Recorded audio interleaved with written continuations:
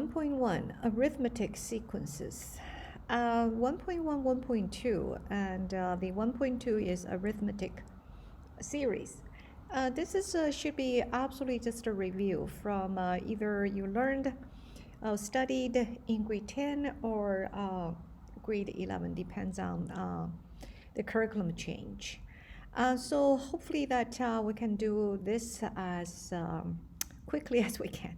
All right, so sequence. So what is a sequence? Sequence is just a list of numbers. By the way, number theory is a big area in mathematics study. Sadly, we don't really study number theory. We only just study kind of like a numbers. And we always use numbers, think they should be always for either calculation and more sadly is about accounting, which I definitely do not like. However, number theory is very interesting. Whoever has a chance to get into number theory, please do. So in the sequence, each number is a term. And so first term, second term, third term, and so on. So hopefully that by now you don't usually get confused with term and the term value. Okay, so if a term, so if I write an an, all right, now this n is the term. Depends on the n could be 1 and 2 or 3 or 4. And this whole thing, an, this is called the term value. So this is term value. Term value means this is the number. This is a number, one of the numbers in this list of numbers. All right. Now, in terms of this list, so the list could be either called finite or it's called infinite. So the list can go on. Now, of course, if you only have 4 terms, of course that's finite. But if you got these 4 terms in the very end, note the ... that means it's infinite sequence that goes on forever. All right. So now, so for example, this whole thing, I mean, this is the term value. So this is the term value. All right. Okay. So note this again. So the way to say it, so a finite sequence, you see, whenever you use this kind of notation, this wiggly bracket, and this notation is for notation for a set. Now set theory also is a big thing. Whoever later on study computing science, you will absolutely deal with a set. Because a set is all these called discrete numbers. They're not, you know, of course in a set, you could have decimals, or you can have any number in a set, but between one number to another, the pattern, it is not in between. You have trillions or you have infinite numbers to fill in. So this is in this set, all right?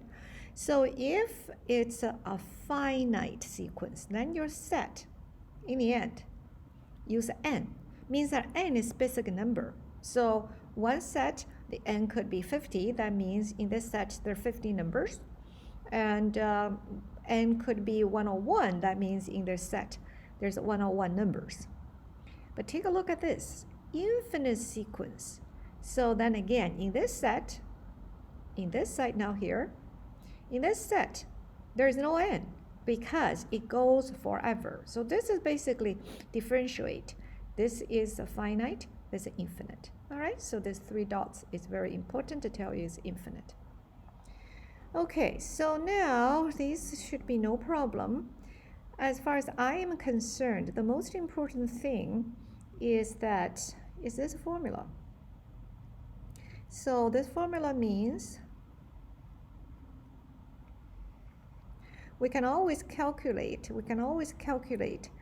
the value of a term, as far as we know, the common difference and also which term this is.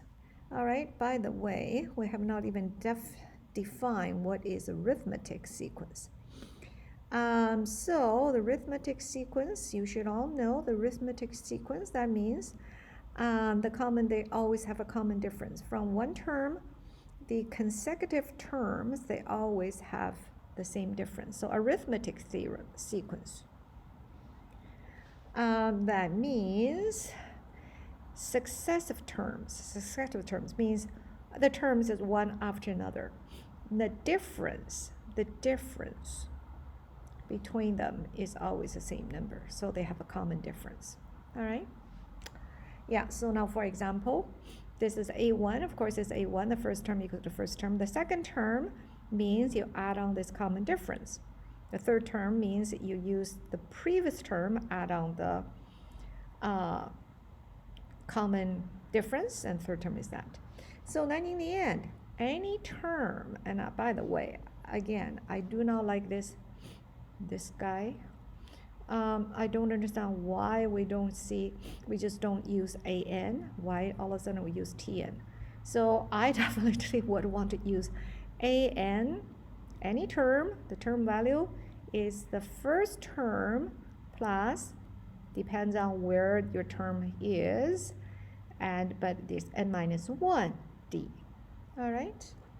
So the only thing I think that I just wanted to demonstrate the proof, and I would think that your teacher before must have done the proof or even ask you to do the proof by yourself. My Math 10 students last quarter, we all did the proof. The student did the proof by themselves. It was very, very exciting. Okay, so now let's just quickly see how this came about. Okay, so now, as we said, you have A1 that equals to A1. You have A2 that equals to A1 plus D. And then you have A3 that equals to A2 plus D. And then you have A4 that equals to A3 plus D. And then you just go down, then you have AN minus 1, then that will be AN minus 2 plus D. You see this? This is 3, that's a 4. That's a 2, that's a 3. That's a 1, that's a 2. So then you have n minus 2, then here's n minus 1. Now you have an, then that equals to an minus 1 plus d. All right? Okay, so then why don't we do this way? Now, so we're going to add, this is all equations, right? This is all equations. So we're going to add the left-hand side of this list of the equations all together. And then we're going to add this side all together too. So then what is going on here? And this side becomes A1 plus A2 plus A3 plus plus an minus 1 plus an. Now this side, the right side here, is the same thing. There's A1, there's A2, A2. So you note there's two A1s, but it's okay. We're just going to write A1 plus A1 plus A2 plus A A3 plus dot plus an minus 2 plus an minus 1. And then how many d's here? Take a look. This is n numbers here, right? There is n minus 1d because the first one had no d. So that means plus a n minus 1d here. And then the miraculous thing happens here. This A1 cancels with this A1. This A2 cancels with this A2. There's a different color. There's A3 cancel with that A3. There's an minus 1 cancel with an minus 1. An minus 2 There's an minus 2 here. That cancels with that. So your left-hand side now has an left. So that is your left-hand side. You have an left. And on your right-hand side, you have this first a1 that has nobody to cancel with. Then you got this a1. And then plus n minus 1d. Da-da! And that's your formula. So in this case, you definitely can remember, if you know how the formula came about, it must be 10 times easier, so-called, to remember this formula, as far as I'm concerned. All right? So now let's go back to here. So for this whole section, there is a they're just different tasks you need to do. Now, for example, you got 12th term. Find the 12th term. So that means you find A12, right? Then you have the sequence list like that. So from here, you know this is A1, and then you know what is a D.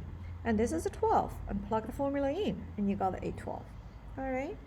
Now, you have the term value. You see, you have the term value.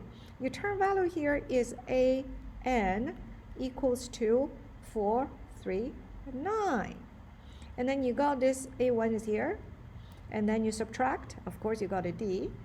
And then now the problem is calculus an. This is all just algebraic manipulation. So in this case, your an is that.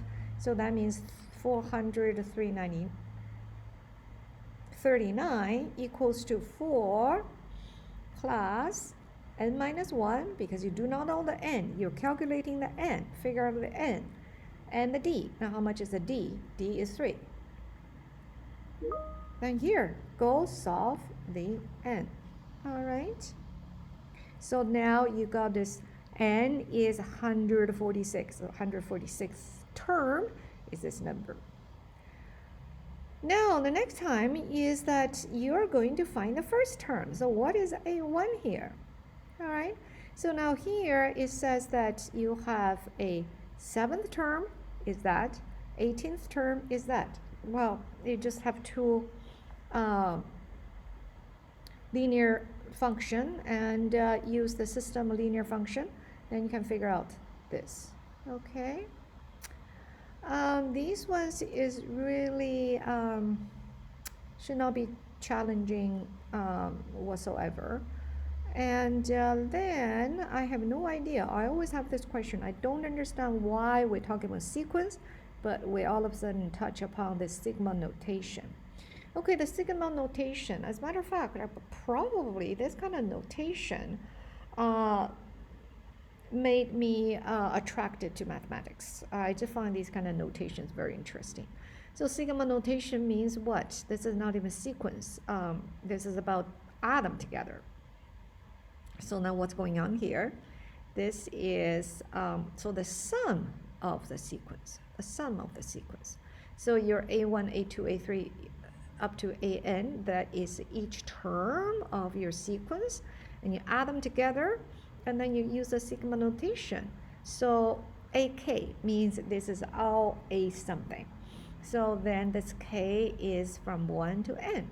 Of course, the K does not need to start from 1. The K could start from 5. And then how many total terms here? Is N minus K plus 1. All right. This one you wanted to really think for yourself, please. Think for yourself. Okay. It's very easy, but I think I just omit the explanation. So do your exercise, and I think 1.1 we should be all fine.